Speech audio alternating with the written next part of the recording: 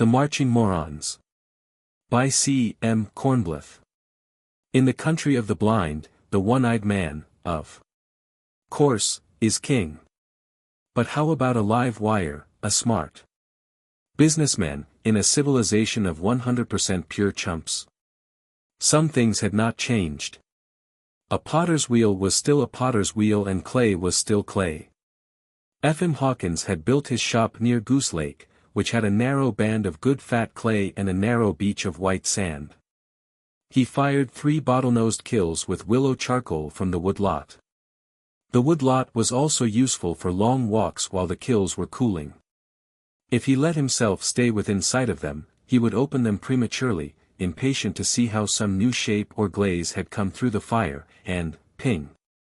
The new shape or glaze would be good for nothing but the shard pile back of his slip tanks. A business conference was in full swing in his shop, a modest cube of brick, tile-roofed, as the Chicago-Los Angeles rocket thundered overhead, very noisy, very swept back, very fiery jets, shaped as sleekly swift-looking as an airborne barracuda. The buyer from Marshall Fields was turning over a black-glazed 1-liter carafe, nodding approval with his massive, handsome head. "This is real pretty," he told Hawkins and his own secretary, Gomez Laplace. "This has got lots of what you call real aesthetic principles." "Yeah, it is real pretty."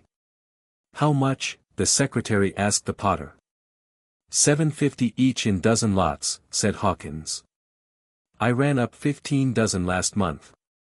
"They are real aesthetic," repeated the buyer from Fields. "I will take them all." "I don't think we can do that, doctor," said the secretary. "They'd cost us $1,350. That would leave only $532 in our quarter's budget.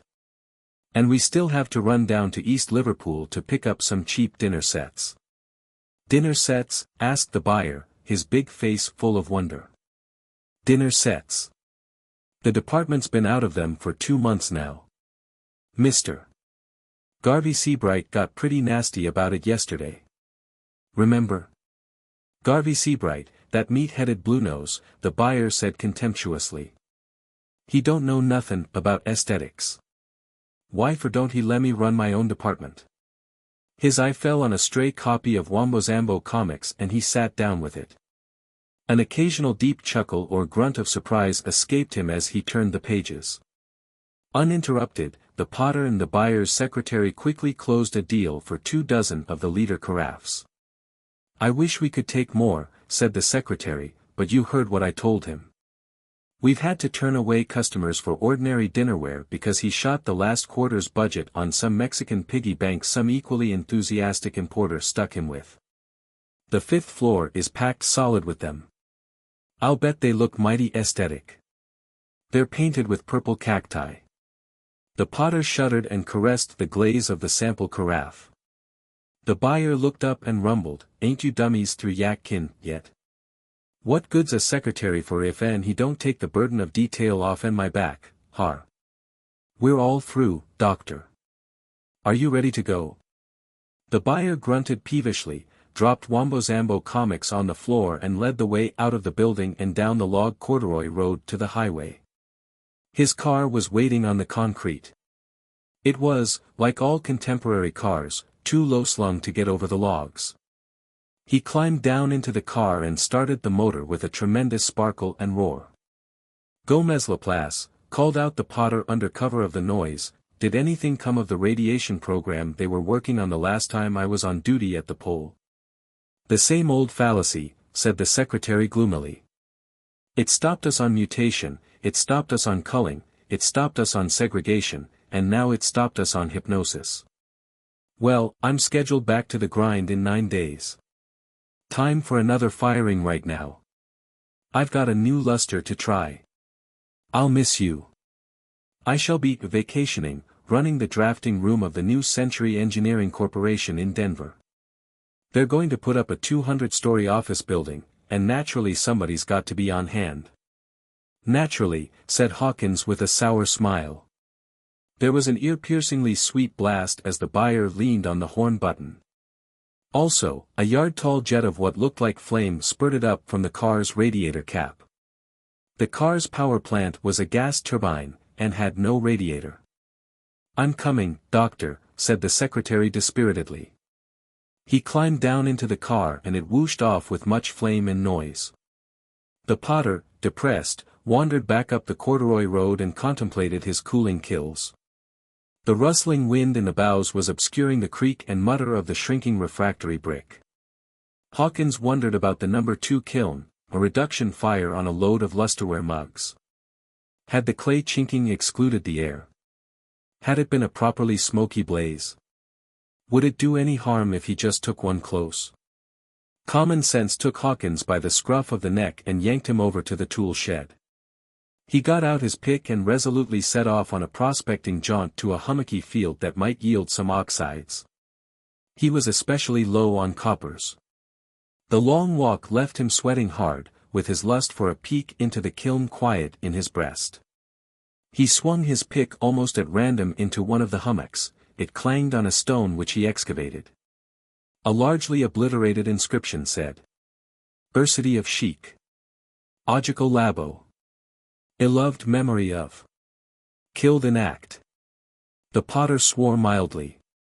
He had hoped the field would turn out to be a cemetery, preferably a once fashionable cemetery full of once massive bronze caskets molded into oxides of tin and copper. Well, hell, maybe there was some around anyway. He headed lackadaisically for the second largest hillock and sliced into it with his pick. There was a stone to undercut and topple into a trench, and then the potter was very glad he'd stuck at it. His nostrils were filled with the bitter smell and the dirt was tinged with the exciting blue of copper salts. The pick went clang.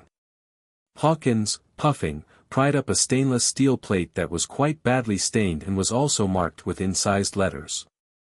It seemed to have pulled loose from rotting bronze. There were rivets on the back that brought up flakes of green patina. The potter wiped off the surface dirt with his sleeve, turned it to catch the sunlight obliquely and read. Honest John Barlow. Honest John, famed in university annals. Represents a challenge which medical science has not yet answered, revival of a human being accidentally thrown into a state of suspended animation. In 1988 Mr. Barlow, a leading Evanston real estate dealer, visited his dentist for treatment of an impacted wisdom tooth. His dentist requested and received permission to use the experimental anesthetic cyclopyridine B7, developed at the university. After administration of the anesthetic, the dentist resorted to his drill. By freakish mischance, a short circuit in his machine delivered 220 volts of 60-cycle current into the patient. In a damage suit instituted by Mrs. Barlow against the dentist, the university, and the makers of the drill, a jury found for the defendants. Mr. Barlow never got up from the dentist's chair and was assumed to have died of poisoning, electrocution or both. Morticians preparing him for embalming discovered, however, that their subject was, though certainly not living, just as certainly not dead. The university was notified and a series of exhaustive tests was begun, including attempts to duplicate the trance state on volunteers. After a bad run of 7 cases which ended fatally, the attempts were abandoned. Honest John was long an exhibit at the University Museum, and livened many a football game as mascot of the university's Blue Crushers. The bounds of taste were overstepped, however, when a pledge to Sigma Delta Chi was ordered in 2003 to kidnap Honest John from his loosely guarded glass museum case and introduce him into the Rachel Swanson Memorial Girls Gymnasium shower room. On May 22, 2003, the University Board of Regents issued the following order, by unanimous vote. It is directed that the remains of Honest John Barlow be removed from the University Museum and conveyed to the university's Lieutenant James Scott III Memorial Biological Laboratories and there be securely locked in a specially prepared vault. It is further directed that all possible measures for the preservation of these remains be taken by the laboratory administration and that access to these remains be denied to all persons except qualified scholars authorized in writing by the board. The board reluctantly takes this action in view of recent notices and photographs in the nation's press which, to say the least, reflect but small credit upon the university. It was far from his field, but Hawkins understood what had happened. an early and accidental blundering onto the bare bones of the Levantman shock anesthesia, which had since been replaced by other methods. To bring subjects out of Levantman shock, you let them have a squirt of simple saline in the trigeminal nerve. Interesting. And now about that bronze. He heaved the pick into the rotting green salts, expecting no resistance, and almost fractured his wrist. Something down there was solid. He began to flake off the oxides. A half-hour of work brought him down to phosphor bronze, a huge casting of the almost incorruptible metal. It had weakened structurally over the centuries. He could fit the point of his pick under a corroded boss and pry off great creaking and grumbling striae of the stuff. Hawkins wished he had an archaeologist with him, but didn't dream of returning to his shop and calling one to take over the find. He was an all-around man, by choice and in his free time, an artist in clay and glaze. By necessity, an automotive, electronics and atomic engineer who could also swing a project in traffic control, individual and group psychology, architecture or tool design. He didn't yell for a specialist every time something out of his line came up, there were so few with so much to do. He trenched around his find, discovering that it was a great brick-shaped bronze mass with an excitingly hollow sound. A long strip of moldering metal from one of the long vertical faces pulled away, exposing red rust that went whoosh and was sucked into the interior of the mass. It had been de-aired, thought Hawkins, and there must have been an inner jacket of glass which had crystallized through the centuries and quietly crumbled at the first clang of his pick. He didn't know what a vacuum would do to a subject of Levantman shock, but he had hopes, nor did he quite understand what a real estate dealer was, but it might have something to do with pottery. And anything might have a bearing on topic number 1. He flung his pick out of the trench, climbed out and set off at a dog trot for his shop. A little rummaging turned up a hypo and there was a plastic container of salt in the kitchen. Back at his dig, he chipped for another half-hour to expose the juncture of lid and body. The hinges were hopeless, he smashed them off. Hawkins extended the telescopic handle of the pick for the best leverage, fitted its point into a deep pit, set its built-in fulcrum, and heaved. 5 more heaves and he could see, inside the vault, what looked like a dusty marble statue. 10 more and he could see that it was the naked body of honest John Barlow, Evanston real estate dealer, uncorrupted by time. The potter found the apex of the trigeminal nerve with his needle's point and gave him 60 cubic centimeters. In an hour Barlow's chest began to pump. In another hour, he rasped, "Did it work?" "Did it," muttered Hawkins.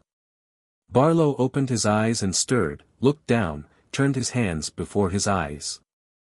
"I'll sue," he screamed. "My clothes. My fingernails." A horrid suspicion came over his face and he clapped his hands to his hairless scalp. "My hair," he wailed. "I'll sue you for every penny you've got. That release won't mean a damn thing in court, I didn't sign away my hair and clothes and fingernails." "They'll grow back," said Hawkins casually. "Also your epidermis. Those parts of you weren't alive, you know, so they weren't preserved like the rest of you. I'm afraid the clothes are gone, though." "What is this, the university hospital?" demanded Barlow. "I want a phone."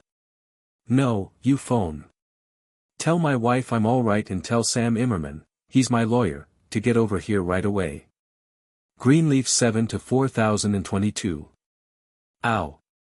He had tried to sit up, and a portion of his pink skin rubbed against the inner surface of the casket, which was powdered by the ancient crystallized glass. "What the hell did you guys do, boil me alive?" "Oh, you're going to pay for this." "You're all right," said Hawkins, wishing now he had a reference book to clear up several obscure terms.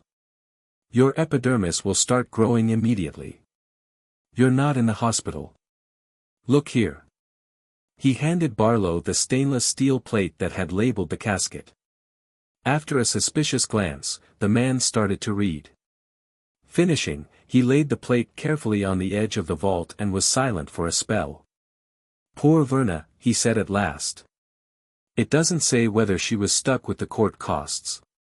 Do you happen to know?" "No," said the potter. All I know is what was on the plate, and how to revive you. The dentist accidentally gave you a dose of what we call Levantman shock anesthesia. We haven't used it for centuries, it was powerful, but too dangerous. Centuries. Brooded the man. Centuries. I'll bet Sam swindled her out of her eye teeth. Poor Verna. How long ago was it? What year is this? Hawkins shrugged. We call it 7B 936. That's no help to you. It takes a long time for these metals to oxidize. Like that movie, Barlow muttered. Who would have thought it? Poor Verna. He blubbered and sniffled, reminding Hawkins powerfully of the fact that he had been found under a flat rock. Almost angrily, the Potter demanded, "How many children did you have?" "None yet," sniffed Barlow. "My first wife didn't want them. But Verna wanted one, but we were going to wait until. Of course," said the Potter, feeling a savage desire to tell him off, blast him to hell and gone for his work. But he choked it down. There was the problem to think of, there was always the problem to think of, and this poor blubber might unexpectedly supply a clue. Hawkins would have to pass him on. "Come along," Hawkins said. "My time is short." Barlow looked up, outraged. "How can you be so unfeeling? I'm a human being like." The Los Angeles-Chicago rocket thundered overhead and Barlow broke off in mid-complaint. "Beautiful," he breathed, following it with his eyes. "Beautiful." He climbed out of the vault, too interested to be pained by its roughness against his infantile skin. "After all," he said briskly, "this should have its sunny side. I never was much for reading, but this is just like one of those stories. And I ought to make some money out of it, shouldn't I?" He gave Hawkins a shrewd glance. "You want money?" asked the Potter. "Here." He handed over a fistful of change and bills. "You'd better put my shoes on. It'll be about a quarter mile."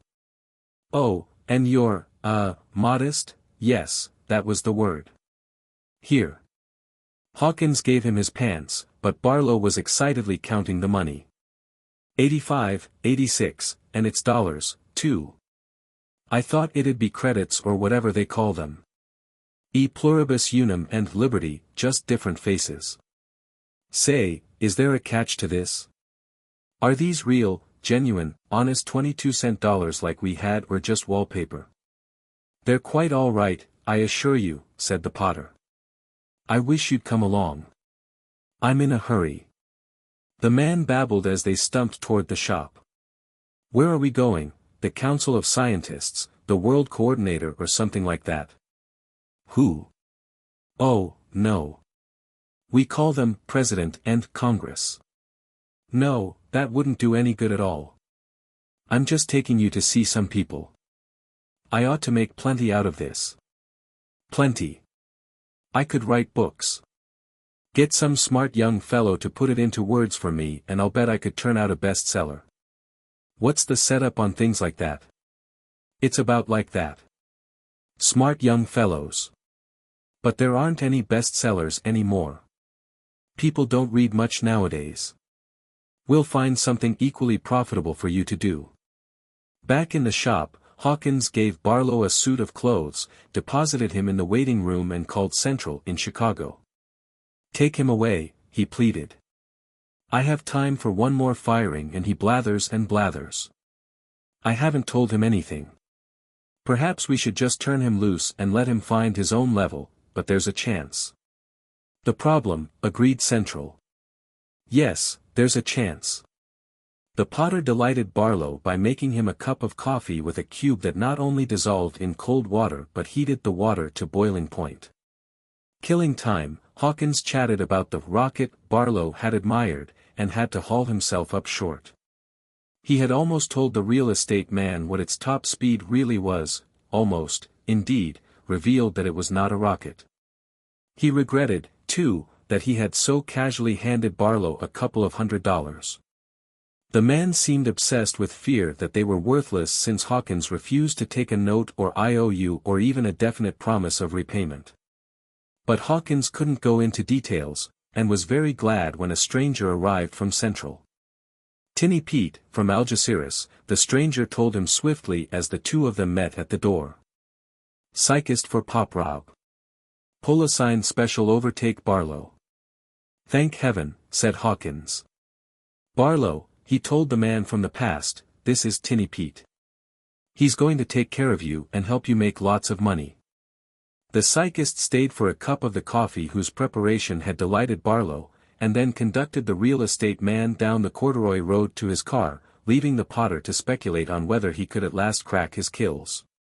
Hawkins, abruptly dismissing Barlow and the problem, happily picked the chinking from around the door of the No. 2 kiln, prying it open a trifle.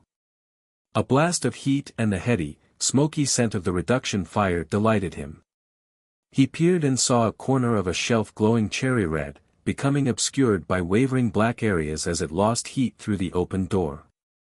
He slipped a charred wood paddle under a mug on the shelf and pulled it out as a sample, the hairs on the back of his hand curling and scorching.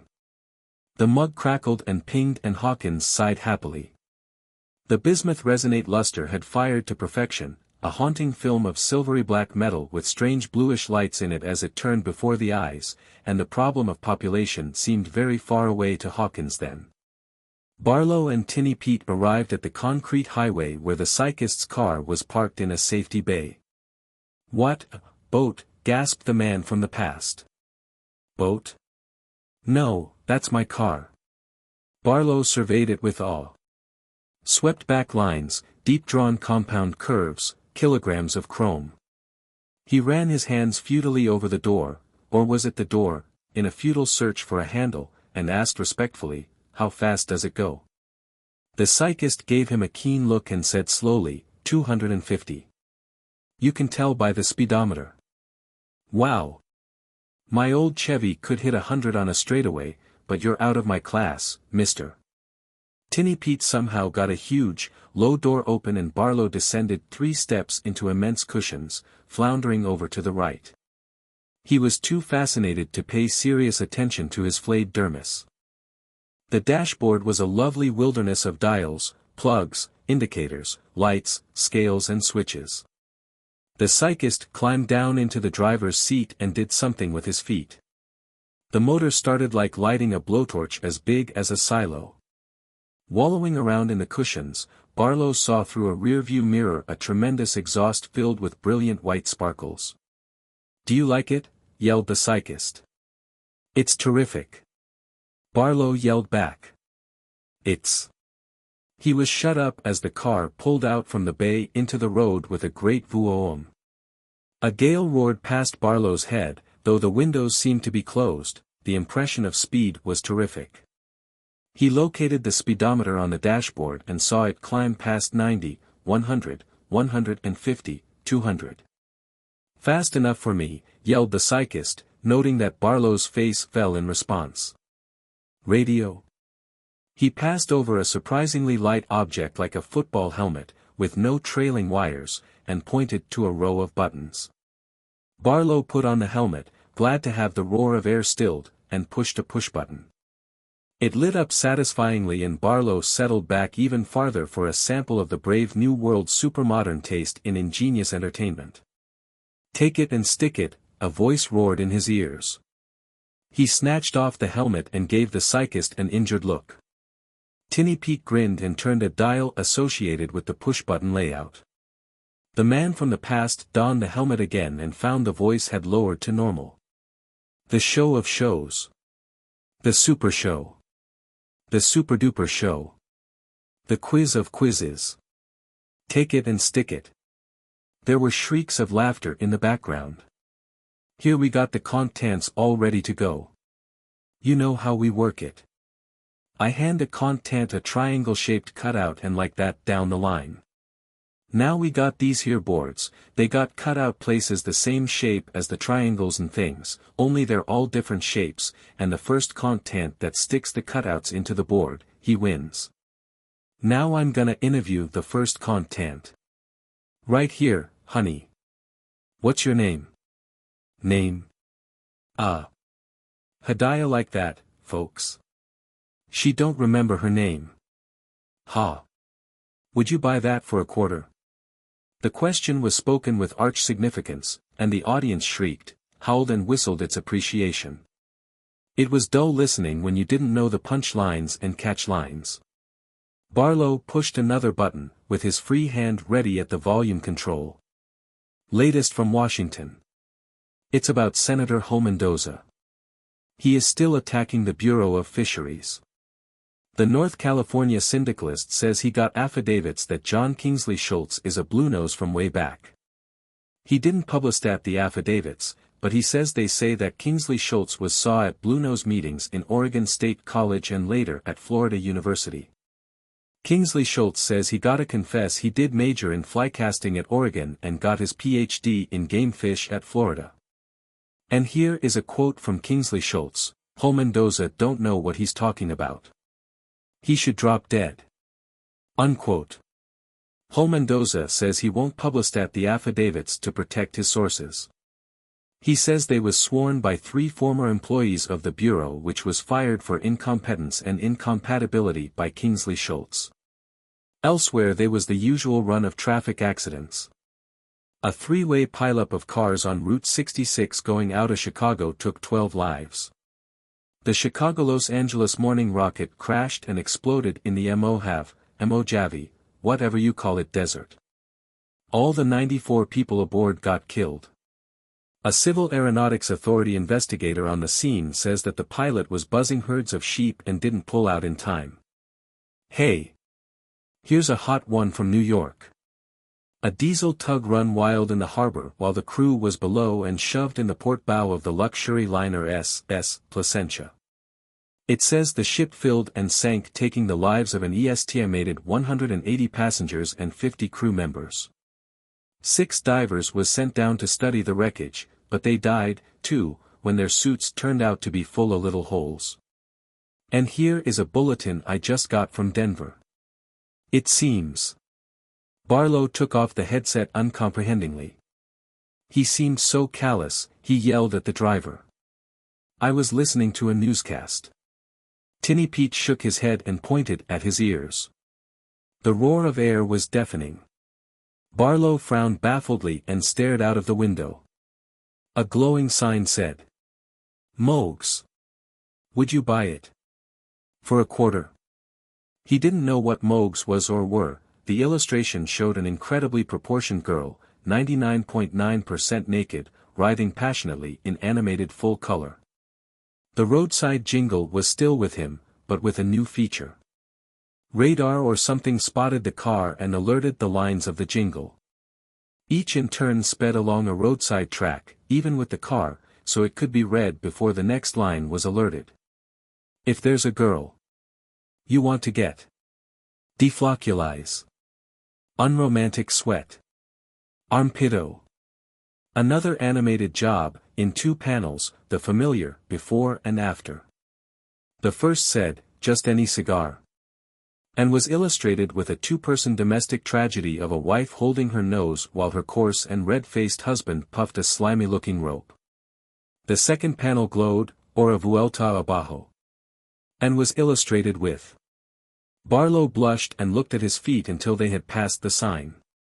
Coming into Chicago, bawled Tinny Pete. Other cars were showing up, all of them dreamboats. Watching them, Barlow began to wonder if he knew what a kilometer was, exactly. They seemed to be traveling so slowly, if you ignored the roaring air past your ears and didn't let the speedy lines of the dreamboats fool you. He would have sworn they were really crawling along at 25, with occasional spurts up to 30. How much was a kilometer, anyway? The city loomed ahead, and it was just what it ought to be, towering skyscrapers, overhead ramps, landing platforms for helicopters. He clutched at the cushions. Those 2 copters. They. He didn't see what happened because their apparent collision courses took them behind a giant building. Screamingly sweet blasts of sound surrounded them as they stopped for a red light. What the hell is going on here, said Barlow in a shrill, frightened voice, because the braking time was just about 0, he wasn't hurled against the dashboard. Who's kidding who? Why, what's the matter? Demanded the driver. The light changed to green and he started the pickup. Barlow stiffened as he realized that the rush of air past his ears began just a brief, unreal split second before the car was actually moving. He grabbed for the door handle on his side. The city grew on them slowly, scattered buildings, denser buildings, taller buildings, and a red light ahead. The car rolled to a stop in 0 braking time, the rush of air cut off an instant after it stopped, and Barlow was out of the car and running frenziedly down a sidewalk 1 instant after that. They'll track me down, he thought, panting. It's a secret police thing. They'll get you, mind-reading machines, television eyes everywhere, afraid you'll tell their slaves about freedom and stuff. They don't let anybody cross them, like that story I once read. Winded, he slowed to a walk and congratulated himself that he had guts enough not to turn around. That was what they always watched for. Walking, he was just another business-suited back among hundreds. He would be safe, he would be safe. A hand tumbled from a large, coarse, handsome face thrust close to his. Wasamata bumpin' in a people likia onat sidewalk got a minor slamya in a mushya basar. It was neither the mad potter nor the mad driver. Excuse me, said Barlow. What did you say? Oh, yeah, yelled the stranger dangerously, and waited for an answer. Barlow, with the feeling that he had somehow been suckered into the short end of an intricate land title deal, heard himself reply belligerently, yeah. The stranger let go of his shoulder and snarled, oh, yeah. Yeah. Said Barlow, yanking his jacket back into shape. Ah, snarled the stranger, with more contempt and disgust than ferocity. He added an obscenity current in Barlow's time, a standard but physiologically impossible directive, and strutted off hulking his shoulders and balling his fists. Barlow walked on, trembling. Evidently he had handled it well enough. He stopped at a red light while the long, low dreamboats roared before him and pedestrians in the sidewalk flow with him threaded their ways through the stream of cars. Brakes screamed, fenders clanged and dented, hoarse cries flew back and forth between drivers and walkers. He leaped backward frantically as one car swerved over an arc of sidewalk to miss another. The signal changed to green, the cars kept on coming for about 30 seconds and then dwindled to an occasional light runner. Barlow crossed warily and leaned against a vending machine, blowing big breaths. Look natural, he told himself. Do something normal. Buy something from the machine. He fumbled out some change, got a newspaper for a dime, a handkerchief for a quarter and a candy bar for another quarter. The faint chocolate smell made him ravenous suddenly. He clawed at the glassy wrapper printed Krigley's quite futilely for a few seconds, and then it divided neatly by itself. The bar made 3 good bites, and he bought 2 more and gobbled them down. Thirsty, he drew a carbonated orange drink in another one of the glassy wrappers from the machine for another dime. When he fumbled with it, it divided neatly and spilled all over his knees. Barlow decided he had been there long enough and walked on. The shop windows were shop windows. People still wore and bought clothes, still smoked and bought tobacco, still ate and bought food. And they still went to the movies, he saw with pleased surprise as he passed and then returned to a glittering place whose sign said it was the Bijou. The place seemed to be showing a quintuple feature, babies are terrible, don't have children, and the Canali Kid. It was irresistible, he paid $1 and went in. He caught the tail end of the Canali Kid in 3-dimensional, full-color, full-scent production. It appeared to be an interplanetary saga winding up with a chase scene and a reconciliation between estranged hero and heroine. Babies are terrible and don't have children were fantastic arguments against parenthood, the grotesquely exaggerated dangers of painfully graphic childbirth, vicious children, old parents beaten and starved by their sadistic offspring. The audience, Barlow astoundedly noted, was placidly champing sweets and showing no particular signs of revulsion. The coming attractions drove him into the lobby. The fanfares were shattering, the blazing colors blinding, and the added scent stomach heaving. When his eyes again became accustomed to the moderate lighting of the lobby, he groped his way to a bench and opened the newspaper he had bought. It turned out to be the racing sheet, which afflicted him with a crushing sense of loss. The familiar boxed index in the lower left-hand corner of the front page showed almost unbearably that Churchill Downs and Empire City were still in business. Blinking back tears, he turned to the past performances at Churchill. They weren't using abbreviations anymore, and the pages because of that were single column instead of double. But it was all the same, or was it? He squinted at the first race, a 3/4-mile maiden claimer for $1,300. Incredibly, the track record was 2 minutes, 10 3/5 seconds. Any beetle in his time could have knocked off the 3/4 in 1:15.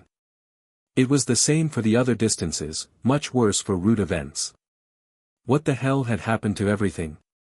He studied the form of a 5-year-old brown mare in the second and couldn't make head or tail of it. She'd won and lost and placed and showed and lost and placed without rhyme or reason. She looked like a front-runner for a couple of races, and then she looked like a no-good pig, and then she looked like a mutter, but the next time it rained she wasn't, and then she was a stayer, and then she was a pig again. In a good $5,000 allowances event, too. Barlow looked at the other entries and it slowly dawned on him that they were all like the 5-year-old brown mare. Not a single damned horse running had the slightest trace of class. Somebody sat down beside him and said, "That's the story." Barlow whirled to his feet and saw it was Tinny Pete, his driver. "I was in doubts about telling you," said the psychist, "but I see you have some growing suspicions of the truth. Please don't get excited. It's all right, I tell you." "So you've got me," said Barlow. "Got you? Don't pretend. I can put 2 and 2 together. You're the secret police. You and the rest of the aristocrats live in luxury on the sweat of these oppressed slaves.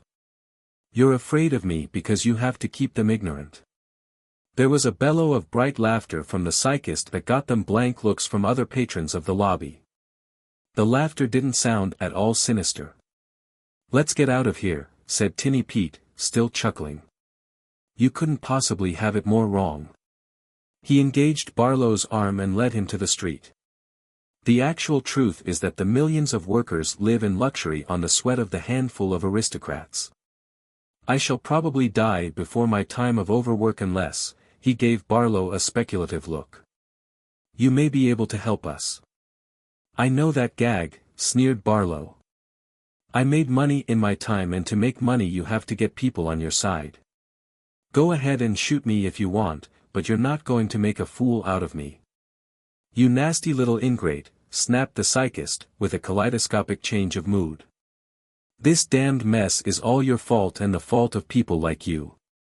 Now come along and no more of your nonsense." He yanked Barlow into an office building lobby and an elevator that, disconcertingly, went whoosh loudly as it rose. The real estate man's knees were wobbly as the psychist pushed him from the elevator, down a corridor and into an office. A hawk-faced man rose from a plain chair as the door closed behind them. After an angry look at Barlow, he asked the psychist, "Was I called from the pole to inspect this? Unget up dandard. I've deprobed at find quasichance exim poprobaticline," said the psychist soothingly. "Doubt," grunted the hawk-faced man. "Try," suggested Tinny Pete. "Very well. Mr. Barlow, I understand you and your lamented had no children. What of it?" "This of it.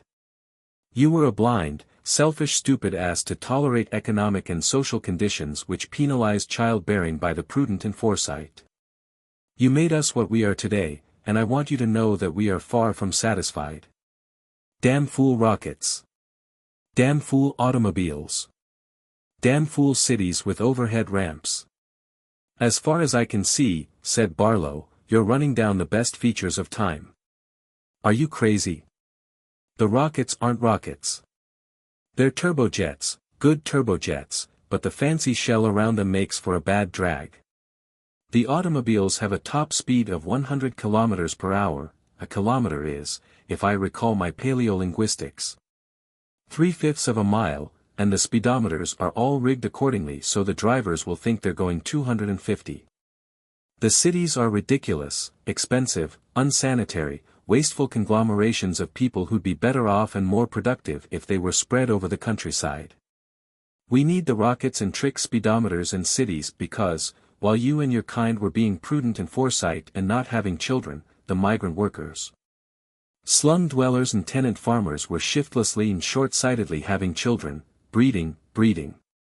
My God, how they bred. Wait a minute, objected Barlow. There were lots of people in our crowd who had 2 or 3 children. The attrition of accidents, illness, wars and such took care of that. Your intelligence was bred out. It is gone. Children that should have been born never were. The just average, they'll get along majority took over the population. The average IQ now is 45. But that's far in the future. So are you, grunted the hawk-faced man sourly. But who are you people? Just people, real people. Some generations ago, the geneticists realized at last that nobody was going to pay any attention to what they said, so they abandoned words for deeds. Specifically, they formed and recruited for a closed corporation intended to maintain and improve the breed. We are their descendants, about 3 million of us. There are 5 billion of the others, so we are their slaves. During the past couple of years I've designed a skyscraper, kept Billings Memorial Hospital here in Chicago running, headed off war with Mexico and directed traffic at LaGuardia Field in New York. I don't understand. Why don't you let them go to hell in their own way? The man grimaced. We tried it once for 3 months. We holed up at the South Pole and waited. They didn't notice it.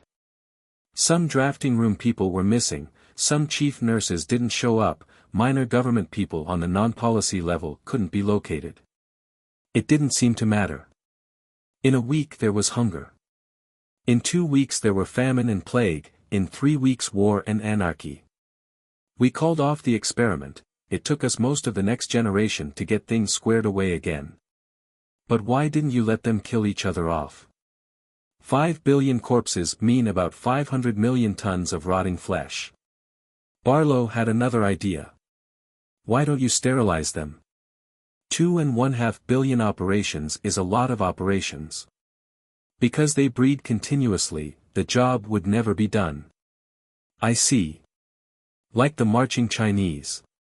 Who the devil are they? It was a paradox of my time.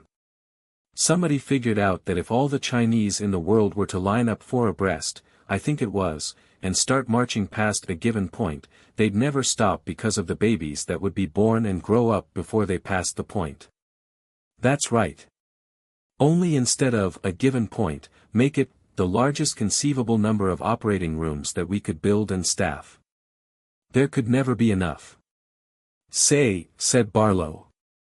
Those movies about babies, was that your propaganda? It was. It doesn't seem to mean a thing to them. We have abandoned the idea of attempting propaganda contrary to a biological drive. So if you work with a biological drive? I know of none which is consistent with inhibition of fertility. Barlow's face went poker blank, the result of years of careful discipline. You don't, huh? You're the great brains and you can't think of any. Why, no, said the psychist innocently. Can you? That depends. I sold 10,000 acres of Siberian tundra, through a dummy firm, of course, after the partition of Russia. The buyers thought they were getting improved building lots on the outskirts of Kiev. I'd say that was a lot tougher than this job. How so? Asked the hawk-faced man. Those were normal, suspicious customers and these are morons, born suckers. You just figure out a con they'll fall for, they won't know enough to do any smart checking. The psychist and the hawk-faced man had also had training, they kept themselves from looking with sudden hope at each other. You seem to have something in mind, said the psychist. Barlow's poker face went blanker still. Maybe I have. I haven't heard any offer yet. There's the satisfaction of knowing that you've prevented Earth's resources from being so plundered, the hawk-faced man pointed out, that the race will soon become extinct. I don't know that, Barlow said bluntly. All I have is your word. If you really have a method, I don't think any price would be too great, the psychist offered. Money, said Barlow. All you want. More than you want, the hawk-faced man corrected. Prestige, added Barlow. Plenty of publicity. My picture and my name in the papers and over TV every day, statues to me, parks and cities and streets and other things named after me. A whole chapter in the history books. The psychist made a facial sign to the hawk-faced man that meant, oh, brother. The hawk-faced man signaled back, steady, boy. It's not too much to ask, the psychist agreed. Barlow, sensing a seller's market, said, power. Power, the hawk-faced man repeated puzzledly. Your own hydro station or nuclear pile. I mean a world dictatorship with me as dictator. Well, now, said the psychist, but the hawk-faced man interrupted, it would take a special emergency act of Congress but the situation warrants it. I think that can be guaranteed. Could you give us some indication of your plan? The psychist asked. Ever hear of lemmings? No. Were, I guess, since you haven't heard of them, little animals in Norway, and every few years they'd swarm to the coast and swim out to sea until they drowned. I figure on putting some lemming urge into the population. How? I'll save that till I get the right signatures on the deal. The hawk-faced man said, I'd like to work with you on it, Barlow. My name's Ryan Ghana. He put out his hand. Barlow looked closely at the hand, then at the man's face. Ryan what? Ngana. That sounds like an African name. It is. My mother's father was a Watusi. Barlow didn't take the hand. I thought you looked pretty dark. I don't want to hurt your feelings, but I don't think I'd be at my best working with you. There must be somebody else just as well qualified, I'm sure. The psychist made a facial sign to Ryan Ghana that meant, steady yourself, boy. Very well, Ryan Ghana told Barlow. We'll see what arrangement can be made. It's not that I'm prejudiced, you understand. Some of my best friends. Mr. Barlow, don't give it another thought. Anybody who could pick on the lemming analogy is going to be useful to us. And so he would, thought Ryan Ghana, alone in the office after Tinny Pete had taken Barlow up to the helicopter stage. So he would. Pop Rob had exhausted every rational attempt and the new Pop Robaticlines would have to be irrational or subrational. This creature from the past with his lemming legends and his improved building lots would be a fountain of precious vicious self-interest. Ryan Ghana sighed and stretched. He had to go and run the San Francisco subway. Summoned early from the pole to study Barlow, he'd left unfinished a nice little theorem. Between interruptions, he was slowly constructing an n-dimensional geometry whose foundations and superstructure owed no debt whatsoever to intuition. Upstairs, waiting for a helicopter, Barlow was explaining to Tinny Pete that he had nothing against Negroes, and Tinny Pete wished he had some of Ryan Ghana's imperturbability and humor for the ordeal. The helicopter took them to International Airport where, Tinny Pete explained, Barlow would leave for the pole. The man from the past wasn't sure he'd like a dreary waste of ice and cold. It's all right, said the psychist. A civilized layout. Warm, pleasant. You'll be able to work more efficiently there. All the facts at your fingertips, a good secretary. I'll need a pretty big staff, said Barlow, who had learned from thousands of deals never to take the first offer. I meant a private, confidential one, said Tinny Pete readily, but you can have as many as you want. You'll naturally have top priority if you really have a workable plan. Let's not forget this dictatorship angle, said Barlow. He didn't know that the psychist would just as readily have promised him deification to get him happily on the rocket for the pole. Tinny Pete had no wish to be torn limb from limb. He knew very well that it would end that way if the population learned from this anachronism that there was a small elite which considered itself head, shoulders, trunk and groin above the rest. The fact that this assumption was perfectly true and the fact that the elite was condemned by its superiority to a life of the most grinding toil would not be considered, the difference would. The psychist finally put Barlow aboard the rocket with some 30 people, real people, headed for the pole. Barlow was airsick all the way because of a post-hypnotic suggestion Tinny Pete had planted in him. One idea was to make him as averse as possible to a return trip, and another idea was to spare the other passengers from his aggressive, talkative company. Barlow during the first day at the pole was reminded of his first day in the army. It was the same now. Where the hell are we going to put you? Business, until he took a firm line with them. Then instead of acting like supply sergeants they acted like hotel clerks. It was a wonderfully calculated build-up, and one that he failed to suspect. After all, in his time a visitor from the past would have been lionized. At day's end he reclined in a snug underground billet with the 60-mile gales roaring yards overhead, and tried to put two and two together. It was like old times, he thought, like a coup in real estate where you had the competition by the throat, like a 50% rent boost when you knew damned well there was no place for the tenants to move. Like smiling when you read over the breakfast orange juice that the city council had decided to build a school on the ground you had acquired by a deal with the city council. And it was simple. He would just sell tundra building lots to eagerly suicidal lemmings, and that was absolutely all there was to solving the problem that had these double domes spinning. They'd have to work out most of the details, naturally, but what the hell, that was what subordinates were for. He'd need specialists in advertising, engineering, communications. Did they know anything about hypnotism? That might be helpful. If not, there'd have to be a lot of bribery done, but he'd make sure, damned sure, there were unlimited funds. Just selling building lots to lemmings.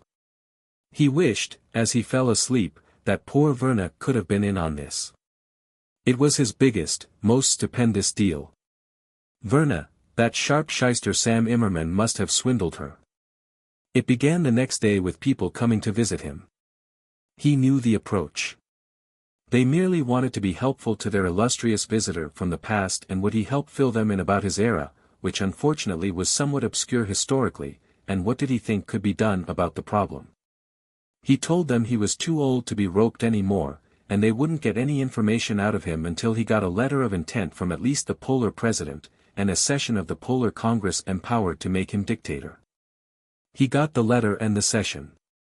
He presented his program, was asked whether his conscience didn't revolt at its callousness, explained succinctly that a deal was a deal and anybody who wasn't smart enough to protect himself didn't deserve protection, caveat emptor. He threw in for scholarship, and had to translate it to, let the buyer beware. He didn't, he stated, give a damn about either the morons or their intelligent slaves. He'd told them his price and that was all he was interested in. Would they meet it or wouldn't they? The Polar President offered to resign in his favor, with certain temporary emergency powers that the Polar Congress would vote him if he thought them necessary. Barlow demanded the title of World Dictator, complete control of world finances, salary to be decided by himself, and the publicity campaign and historical write-up to begin at once. As for the emergency powers, he added, they are neither to be temporary nor limited. Somebody wanted the floor to discuss the matter, with the declared hope that perhaps Barlow would modify his demands. You've got the proposition, Barlow said. I'm not knocking off even 10%. But what if the Congress refuses, sir? The President asked. Then you can stay up here at the pole and try to work it out yourselves. I'll get what I want from the morons.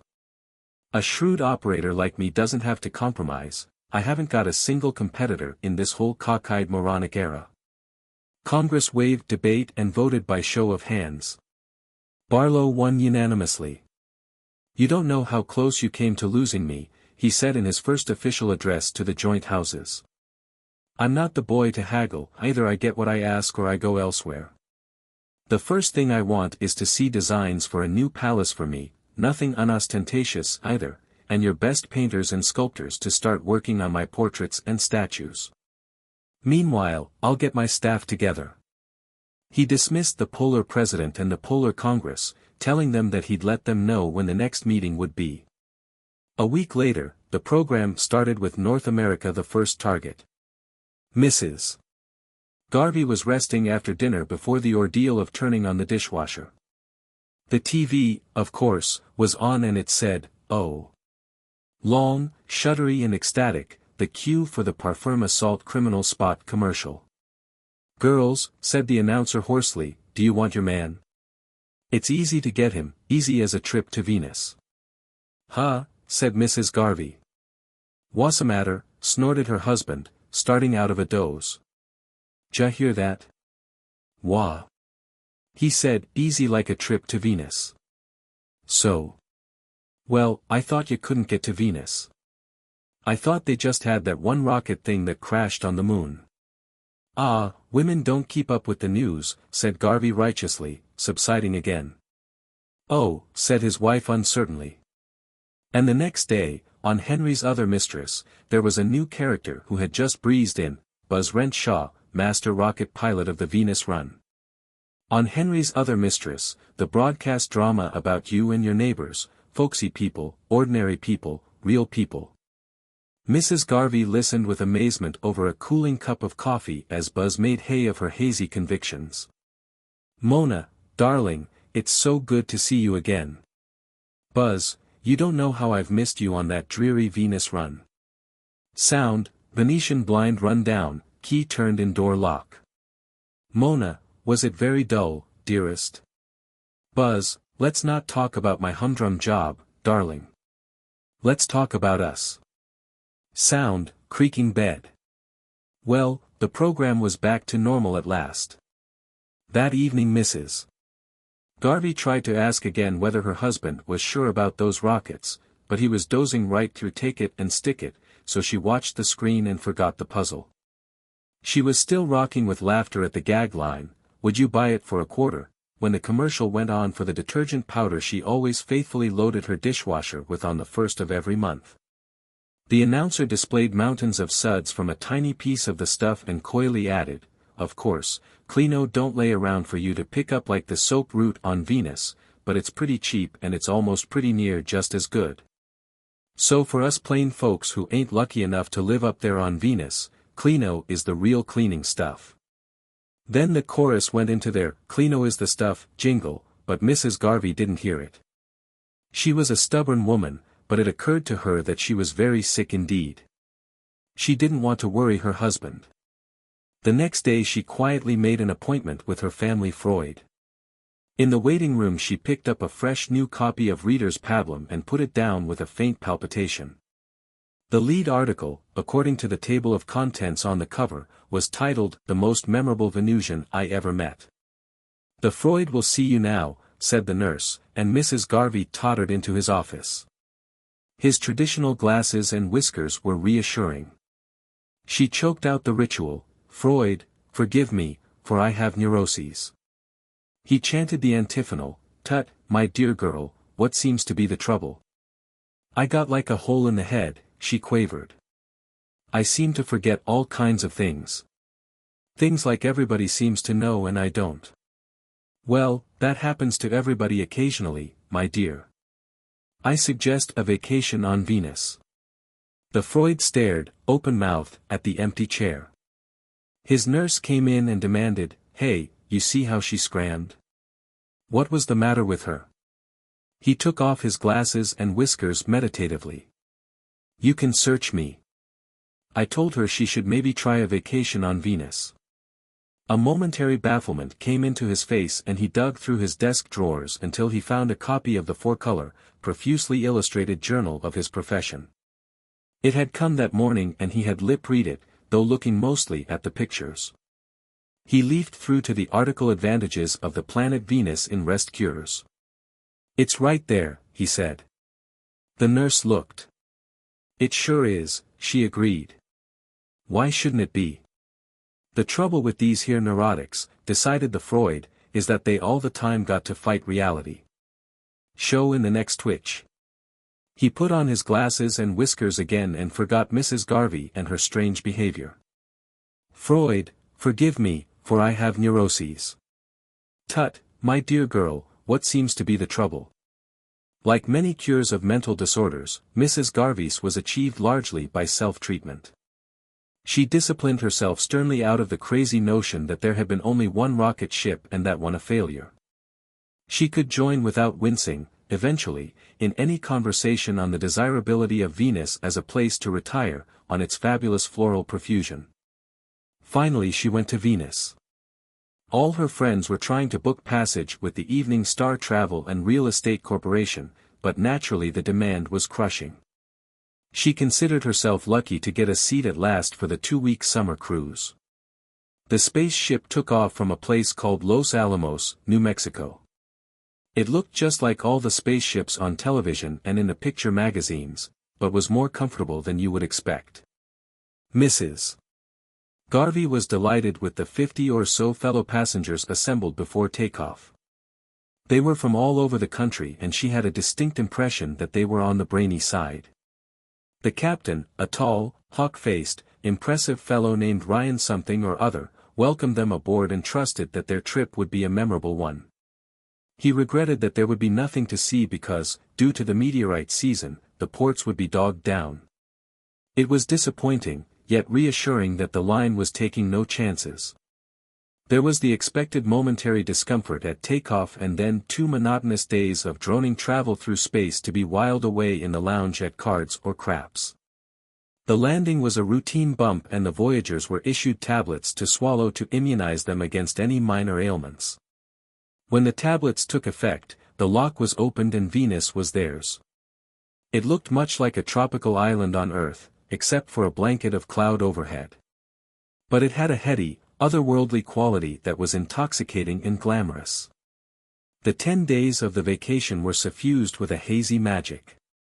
The soap route, as advertised, was free and sudsy. The fruits, mostly tropical varieties transplanted from Earth, were delightful. The simple shelters provided by the travel company were more than adequate for the balmy days and nights. It was with sincere regret that the voyagers filed again into the ship, and swallowed more tablets doled out to counteract and sterilize any Venus illnesses they might unwittingly communicate to Earth. Vacationing was one thing. Power politics was another. At the pole, a small man was in a soundproof room, his face deathly pale and his body limp in a straight chair. In the American Senate chamber, Senator Homendoza, Eswend, N. Cal, was saying, Mr. President and gentlemen, I would be remiss in my duty as a legislature if I didn't bring to the attention of the august body I see here a perilous situation which is fraught with peril. As is well known to members of this august body, the perfection of spaceflight has brought with it a situation I can only describe as fraught with peril. Mr. President and gentlemen, now that swift American rockets now traverse the trackless void of space between this planet and our nearest planetarial neighbor in space, and, gentlemen, I refer to Venus, the star of dawn.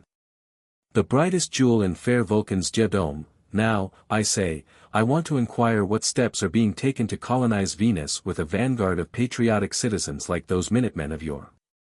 Mr. President and gentlemen, there are in this world nations, envious nations, I do not name Mexico, who by fair means or foul may seek to wrest from Columbia's grasp the torch of freedom of space. Nations whose low living standards and innate depravity give them an unfair advantage over the citizens of our fair republic.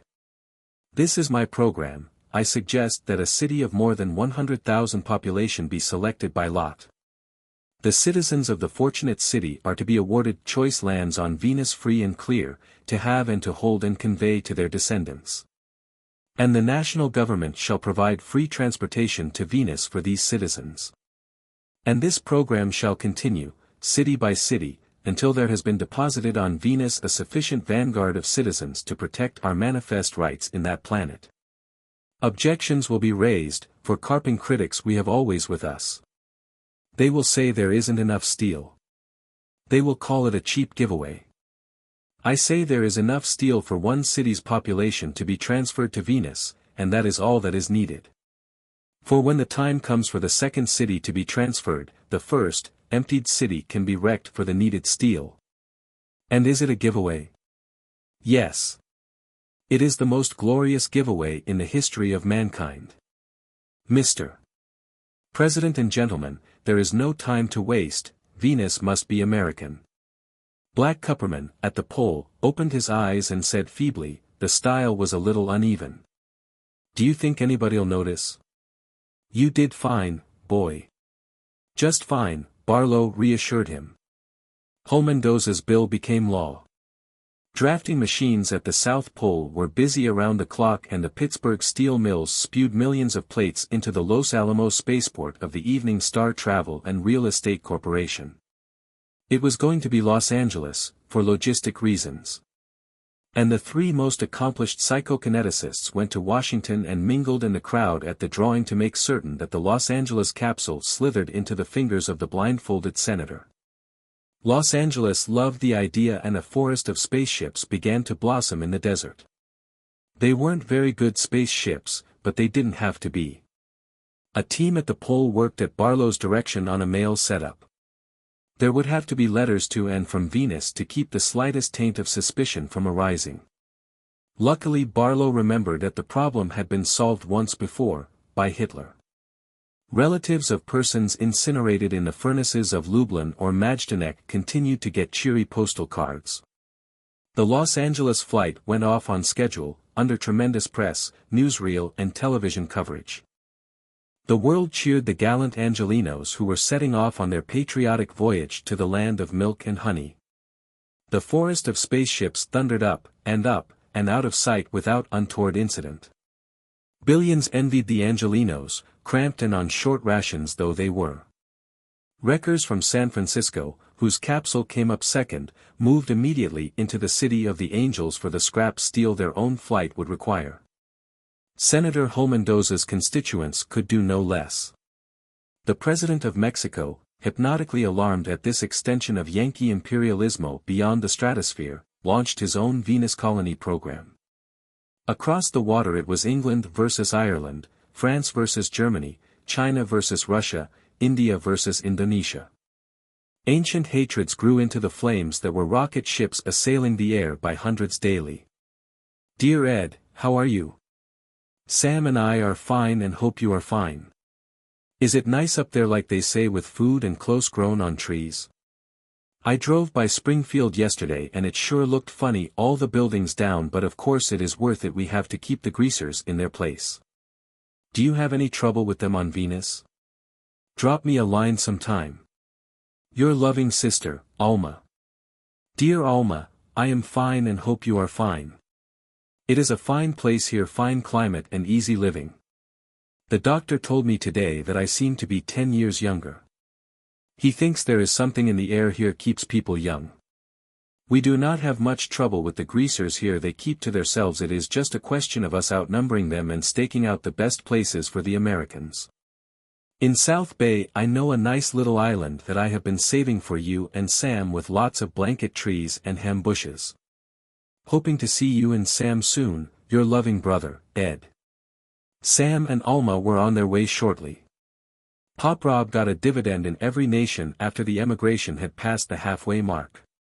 The lonesome stay-at-homes were unable to bear the melancholy of a low population density, their conditioning had been to swarms of their kin.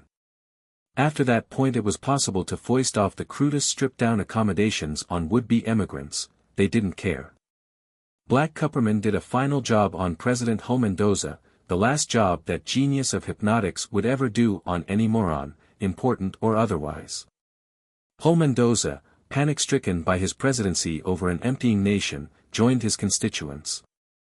The Independence, aboard which traveled the national government of America, was the most elaborate of all the spaceships, bigger, more comfortable, with a lounge that was handsome, though cramped, and cloakrooms for senators and representatives. It went, however, to the same place as the others and Black Cupperman killed himself, leaving a note that stated he couldn't live with my conscience. The day after the American president departed, Barlow flew into a rage. Across his specially built desk were supposed to flow all Pop Rob high-level documents and this outrageous thing, called proprobtum apparently had got into the executive stage before he had even had a glimpse of it. He buzzed for Rogsmith, his statistician. Rogsmith seemed to be at the bottom of it. Proprobtum seemed to be about first and second and third derivatives, whatever they were. Barlow had a deep distrust of anything more complex than what he called an average. While Rogsmith was still at the door, Barlow snapped, "What's the meaning of this? Why haven't I been consulted? How far have you people got and why have you been working on something I haven't authorized?" "Didn't want to bother you, Chief," said Rogsmith. "It was really a technical matter, kind of a final cleanup. Want to come and see the work?" Mollified, Barlow followed his statistician down the corridor. "You still shouldn't have gone ahead without my okay," he grumbled. "Where the hell would you people have been without me?" "That's right, Chief. We couldn't have swung it ourselves. Our minds just don't work that way. And all that stuff you knew from Hitler, it wouldn't have occurred to us. Like poor Black Cupperman." They were in a fair-sized machine shop at the end of a slight upward incline. It was cold. Rogsmith pushed a button that started a motor, and a flood of Arctic light poured in as the roof parted slowly. It showed a small spaceship with the door open. Barlow gaped as Rogsmith took him by the elbow and his other boys appeared, Swenson, the engineer, Tsutsajamushi Duncan, his propellants man, Calb French, advertising. "In you go, Chief," said Tsutsajamushi Duncan. "This is proprobtum. But I'm the world dictator." "You bet, Chief. You'll be in history, all right, but this is necessary, I'm afraid." The door was closed. Acceleration slammed Barlow cruelly to the metal floor. Something broke and warm, wet stuff, salty tasting, ran from his mouth to his chin. Arctic sunlight through a port suddenly became a fierce lancet stabbing at his eyes. He was out of the atmosphere. Lying twisted and broken under the acceleration, Barlow realized that some things had not changed, that Jack Ketch was never asked to dinner however many shillings you paid him to do your dirty work, that murder will out. That crime pays only temporarily. The last thing he learned was that death is the end of pain.